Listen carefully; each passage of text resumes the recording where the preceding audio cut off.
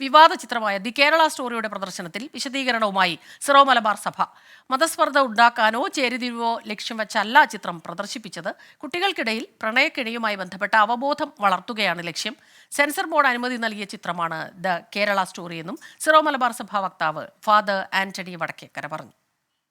Censor board പ്രദർശന അനുമതി കൊടുക്കുകയും 2023 മെയ് മാസം 5-ാം തീയതി രാജ്യമെമ്പാടും പ്രദർശിപ്പിച്ചു തുടങ്ങുകയും അതിനുശേഷം തിയേറ്ററുകളിലും അത് OTT പ്ലാറ്റ്ഫോമിലൊക്കെ വന്ന ഒരു സിനിമയെക്കുറിച്ചാണ് നമ്മൾ സംസാരിക്കുന്നത്. എന്ത് കാണിക്കണം എന്ത് കാണിക്കരുത് എന്ന് മറ്റുള്ളവരല്ലല്ലോ തീരുമാനിക്കുന്നത്.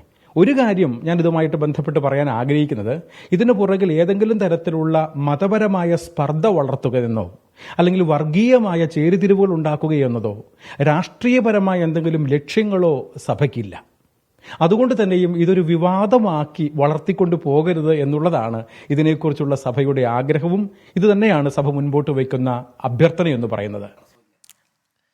വിഷ്ണു സുരേഷ് ചേരുന്നുണ്ട് കൊച്ചിയിൽ നിന്ന് വിവരങ്ങളുമായി. വിഷ്ണു, ഈ കഴിഞ്ഞ കുറച്ച് മണിക്കൂറുകളായി സഭയുടെ ഒരു വിശദീകരണം എന്തായിരിക്കും? സഭയുടെ അനുമതിയോടുകൂടി തന്നെ ആകാം ഇത് പ്രദർശിപ്പിച്ചത്, അല്ലാതെ അങ്ങനെ പ്രദർശിപ്പിക്കാൻ പറ്റില്ല എന്നുള്ള രീതിയിലൊക്കെ വിശകലനങ്ങൾ വന്നിരുന്നു. ഇപ്പോൾ സഭ വിശദീകരണവുമായി രംഗത്തെത്തിയിരിക്കുന്നു.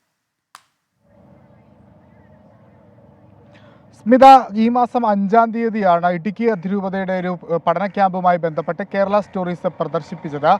അത് വലിയ വിമർശനങ്ങൾക്ക് വഴിവെച്ചിരുന്നു. മുഖ്യമന്ത്രി ഉൾപ്പെടെയുള്ള പ്രതിപക്ഷ നേതാവ് ഉൾപ്പെടെയുള്ള ആളുകൾ ഇതിനെതിരെ രംഗത്തെത്തിയിരുന്നു. മതസ്പർദ്ധ വളർത്തുന്ന ഇത്തരം ചിത്രങ്ങൾ സഭയുടെ നേതൃത്വത്തിൽ പ്രദർശിപ്പിച്ചത് ശരിയായില്ല എന്നൊരു നിലപാടാണ് ഇരുവരും സ്വീകരിച്ചത്. എന്നാൽ ഇതിൽ ഔദ്യോഗിക വിശദീകരണവുമായി സിറോ മലബാർ സഭ തന്നെ രംഗത്തെത്തിയിരിക്കുന്നു. ഈ ചിത്രം പ്രദർശിപ്പിച്ച ഇടുക്കി രൂപതയുടെ നിലപാടിനെ ഒട്ടും തള്ളുന്നില്ല സിറോ മലബാർ സഭ. കാരണം തങ്ങൾ ഈ ചിത്രം പ്രദർശിപ്പിക്കാനുള്ള ഘട്ടത്തിൽ പ്രദർശിപ്പിക്കാനുള്ള പ്രധാനപ്പെട്ട കാര്യം, സമൂഹത്തിൽ പ്രണയവുമായി ബന്ധപ്പെട്ട് ചില കെണികൾ നിലനിൽക്കുന്നുണ്ട്.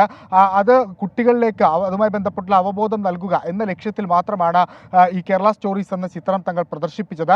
ഈ ചിത്രത്തിന് നിലവിൽ കേന്ദ്ര അനുമതി അല്ലെങ്കിൽ സെൻസർ ബോർഡിന്റെ അനുമതിയുണ്ട്. കഴിഞ്ഞ ദിവസം ദൂരദർശനിൽ ഉൾപ്പെടെ ചിത്രം പ്രദർശിപ്പിക്കുകയും ചെയ്തതാണ്. പിന്നെ എന്തുകൊണ്ട് തങ്ങൾക്ക് ഈ ചിത്രം തങ്ങളുടെ സഭയിൽ നടക്കുന്ന ഒരു പരിപാടിയുടെ ഭാഗമായി പ്രദർശിപ്പിച്ചുകൂടാ എന്നൊരു ചോദ്യമാണ് നിലവിൽ സഭാ നേതൃത്വം ഉന്നയിക്കുന്നത്. ഇതുമായി ബന്ധപ്പെട്ട് മുഖ്യമന്ത്രിയുടെ ഭാഗത്ത് നിന്ന് അതിരൂക്ഷ വിമർശനം വന്ന പശ്ചാത്തലത്തിൽ കൂടി രാഷ്ട്രീയ മറുപടിയായി കൂടി സഭയുടെ ഈ വിശദീകരണത്തെ നമുക്ക് കണക്കാക്കാം. തങ്ങളുടെ സഭയുമായി ബന്ധപ്പെട്ടുള്ള തീരുമാനങ്ങൾ അല്ലെങ്കിൽ അവിടെ എന്ത് പ്രദർശിപ്പിക്കണം എന്ന് തീരുമാനിക്കാനുള്ള അവകാശം തങ്ങൾക്കുണ്ട്. അതിൽ പുറത്തു നിന്നുള്ള ആളുകൾ ഇടപെടുന്നതിൽ യുക്തിഭദ്രമല്ല എന്ന് സഭ പറയുന്നുണ്ട്. ഇത് ഒന്നാകെ ഒരു സമൂഹത്തിന് അല്ലെങ്കിൽ ഒരു ഇതര മതത്തിനെതിരെയുള്ള വൈരാഗ്യം വളർത്തുന്നതിന് വേണ്ടിയോ അല്ല തങ്ങൾ ഈ ചിത്രം പ്രചരിപ്പിച്ചത്. മറിച്ച് ഇത്തരത്തിലുള്ള സംഭവങ്ങൾ സമൂഹത്തിൽ നിലനിൽക്കുന്നുണ്ട് എന്ന് തങ്ങളുടെ കുട്ടികളോട് പറഞ്ഞു കൊടുക്കുക, അവരെ ഏതെങ്കിലും തരത്തിൽ അവർ ആ കെണിയിൽ വീടുകയാണെങ്കിൽ അവരെ അതിൽ നിന്ന് മോചിപ്പിക്കുക എന്നതായിരുന്നു തങ്ങളുടെ ലക്ഷ്യമെന്ന് സഭ വ്യക്തമാക്കുന്നു. നേരത്തെ ഈ ഇടുക്കി അതിരൂപതയ്ക്ക് പിന്തുണയുമായി താമരശ്ശേരി അതിരൂപത ഉൾപ്പെടെ വന്നിരുന്നു. എന്നാൽ സഭ വ്യക്തമാക്കുന്ന മറ്റു പ്രധാനപ്പെട്ട കാര്യം, ഔദ്യോഗികമായി ഈ ചിത്രം പ്രദർശിപ്പിക്കാൻ ഒരു തരത്തിലുള്ള നിർദ്ദേശവും സഭ നൽകിയിട്ടില്ല. പക്ഷേ ഏതെങ്കിലും രൂപതകൾ അത് പ്രദർശിപ്പിക്കുന്നുണ്ടെങ്കിൽ അതിനെ തള്ളിക്കളയാൻ സഭ ഈ ഘട്ടത്തിൽ തയ്യാറാകുന്നില്ല എന്നാണ് ഈ വിശദീകരണത്തിൽ നിന്ന് നമ്മൾ മനസ്സിലാക്കുന്നത്. സ്മിത, ശരി, മതസ്പർദ്ധ ഉണ്ടാക്കാനോ ചേരിതിരിവോ ലക്ഷ്യം വെച്ചല്ല ചിത്രം പ്രദർശിപ്പിച്ചത്. കുട്ടികൾക്കിടയിൽ പ്രണയക്കിടയുമായി ബന്ധപ്പെട്ട അവബോധം വളർത്തുകയാണ് ലക്ഷ്യം. സെൻസർ ബോർഡിന്റെ അനുമതിയുള്ള ചിത്രമാണ് ദ കേരള സ്റ്റോറി എന്നും സിറോ മലബാർ സഭ വക്താവ് പറയുകയായിരുന്നു. വിശദീകരണവുമായി രംഗത്തെത്തിയിരിക്കുകയാണ് സഭ. വിഷ്ണു സുരേഷ് കൊച്ചിയിൽ നിന്ന് വിവരങ്ങളുമായി ചേരുകയായിരുന്നു.